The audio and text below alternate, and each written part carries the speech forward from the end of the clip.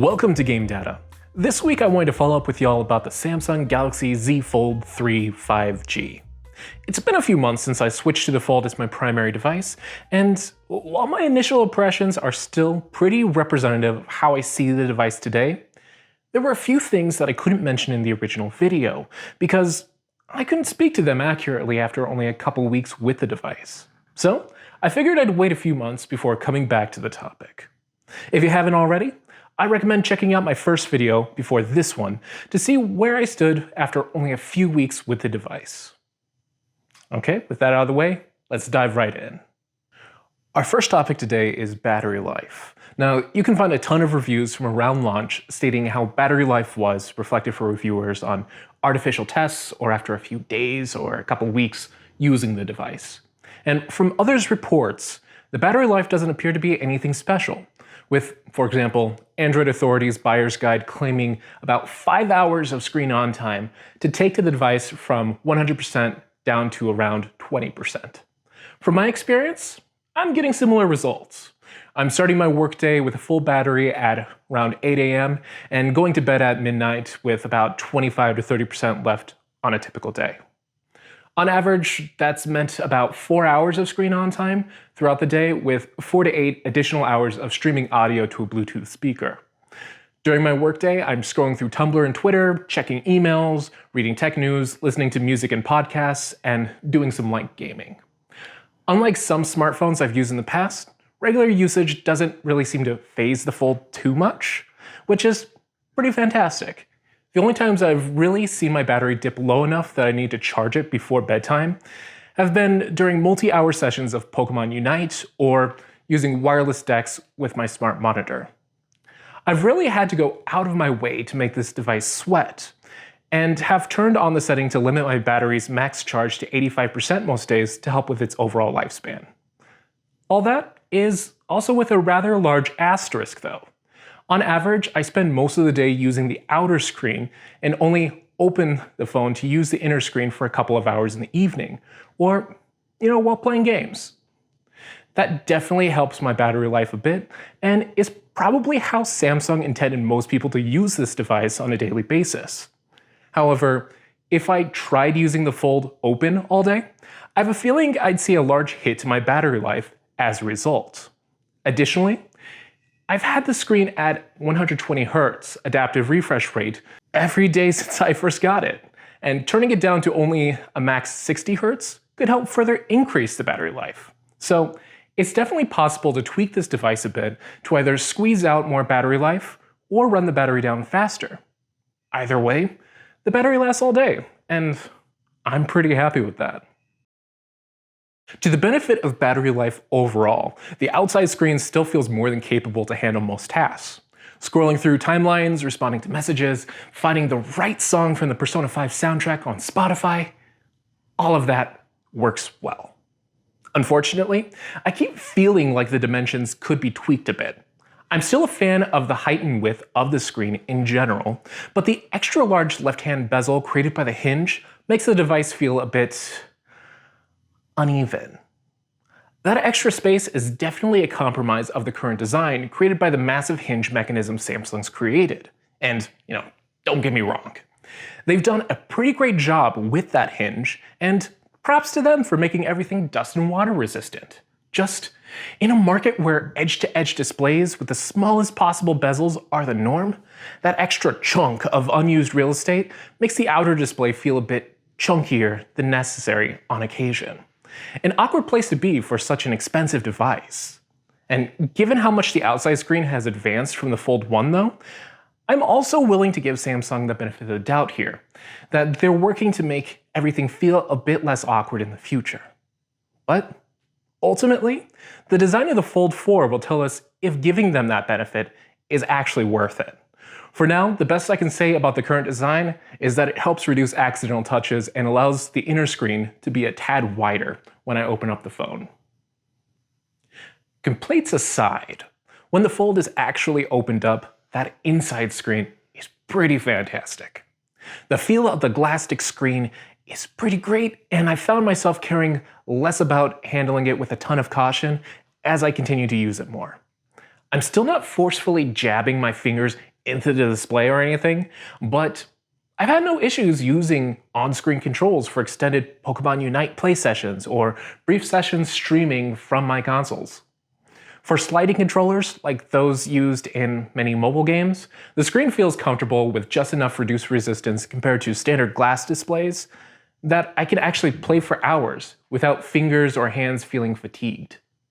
And if all you cared about was playing Android-optimized games, I might even say that the smoothness and size of this Fold's inner display makes that display pretty ideal. Maybe add some triggers to the body or a decent grip case, and you've got a great gaming phone. Where I'm still on the fence is about whether I actually like the screen's feel for using standard controllers, though. Compared to standard glass displays, the tactile feedback of small buttons is less substantial here. I would describe the feeling kind of like getting a subpar third-party controller with squishy buttons. No matter how hard you tap them, it almost feels like there's some small disconnect between the expected feeling of pressing a button and the actual feeling of the controller. But I could definitely do much worse. And I don't mind using touch controls as much in a pinch, but I think the overall experience might need some work. This also applies to the general keyboard experience as well. While the default split keyboard isn't my favorite, it's proved perfectly adequate for typing out emails or long Tumblr rants wondering why the heck Kingdom Hearts storyline makes sense to me but not everyone else. I mean, come on, it's just Ansem. Unfortunately, I'm not a huge fan of using it for editing spreadsheets or Word documents over an extended amount of time though, which is something I really look forward to using this device for. Something about the layout just doesn't click with me, and the feeling of the keys don't quite click with me either. If I were traveling really light and couldn't bring a laptop, I'd much rather pack a compact keyboard and a small stand to prop the Fold up on a desk than try using the device by itself for any extended period of time tapping out emails. Oh, also, you know the crease that runs down the center of the display? Yeah, it's hardly visible unless viewing at extreme angles. Especially when viewed straight on, it's difficult to tell that a crease even exists, and that visibility has only decreased as I've used the device more. The same goes for that under-display camera. I remember watching more than a few reviews of the Fold back when it launched that mentioned that camera being a huge distraction, but honestly, I barely noticed it during my typical use. On more than one occasion, I've even had difficulty finding where it's located on the screen because it's not that obvious when you're not focusing on it. Where it has become noticeable the most is when text flows over the camera itself. Everything looks a bit more pixelated, but still, even in those cases, it's perfectly readable. Since I only rarely have any need to use that camera, I'd much rather have this under-display camera with a little pixelation every now and then than a hole permanently cut out of the display. Moving on from displays, mostly. The last thing I wanted to touch on in this video was the S Pen. When my previous video released, my S Pen was still in the mail, and I didn't have a chance to see if it was actually a worthwhile accessory to buy. For digital artists, like myself, any dedicated stylus support for smartphones is pretty fantastic. The Fold line in particular has the potential to be a really great, really portable sketchpad due to the size of the internal screen. I'm a bit put off though by Samsung's decision not to bundle in their basic pen with the Fold in the first place, especially for its large price tag. And at $50 for the basic pen by itself, it initially gave me pause since I wasn't sure if I wanted to spend that kind of money on something I'd only be able to use with one device, my phone. Especially since, unlike the Note line, there's no ability to attach the pen to the phone without buying an extra case, which Samsung is more than happy to sell to you for an extra $30. Luckily, I earned enough rewards points through Samsung when I bought my Fold that they essentially dropped the pen's price down to $15. And for that price, I said, sure, why not? Anyway, with the S Pen in hand, I can say that I really enjoy having a stylus on a screen this large. Or rather, I would enjoy it if it weren't for that crease.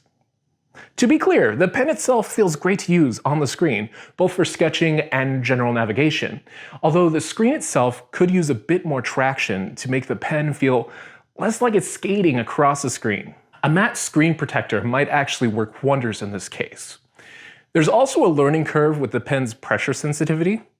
Out of the box, I didn't feel like I was getting quite enough variation in my line width in Clip Studio Paint or Metabang, and applying the stylus to the screen with a large amount of pressure feels like the opposite of what I should be doing with a plastic screen that could be dented with fingernails. Even if Samsung's designed the pen to do just that. Given some extra time and practice, the experience has become a little better though. It still doesn't compare well to the feeling of a Surface Pen or a Wacom pen though, and who knows, maybe they'll improve with that in time. What really lets down the experience is the awkwardness I feel when sliding the pen over the crease.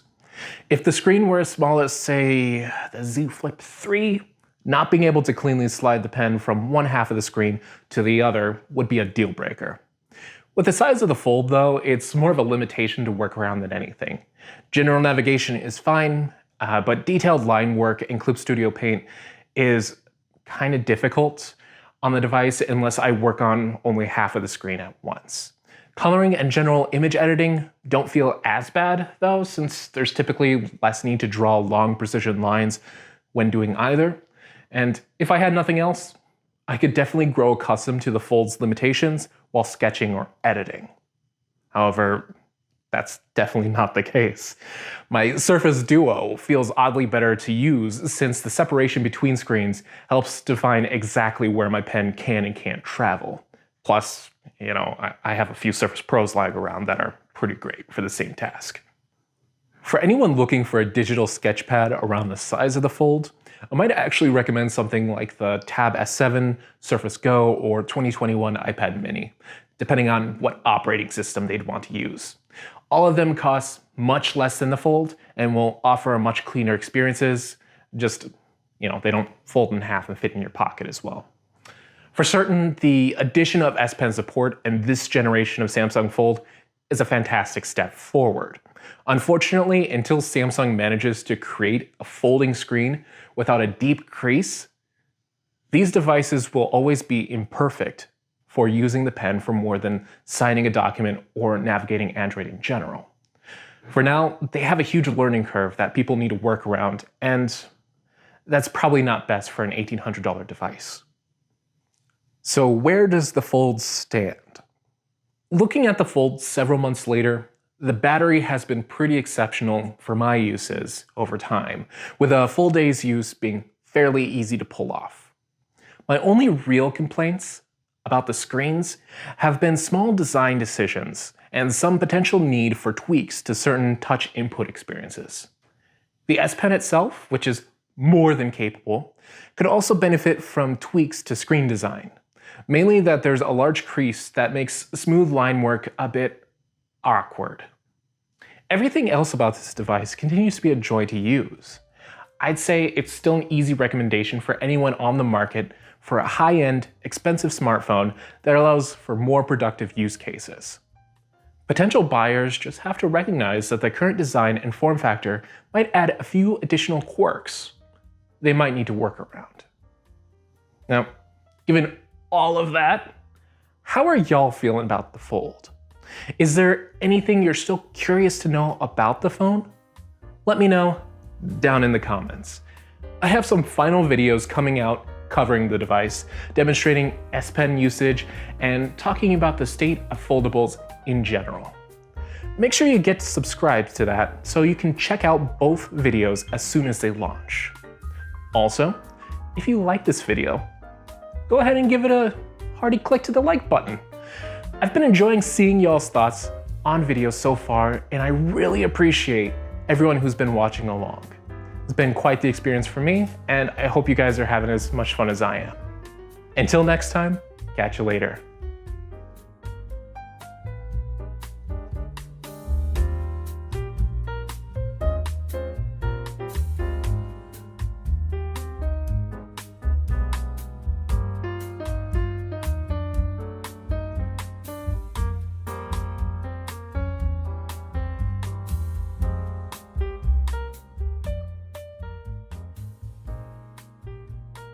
Fucking Ansem. Ansem is Riku. Ansem is life. Ansem is death. Ansem is not Ansem because he's claiming to be Ansem while he's not really Ansem and he's actually Diz.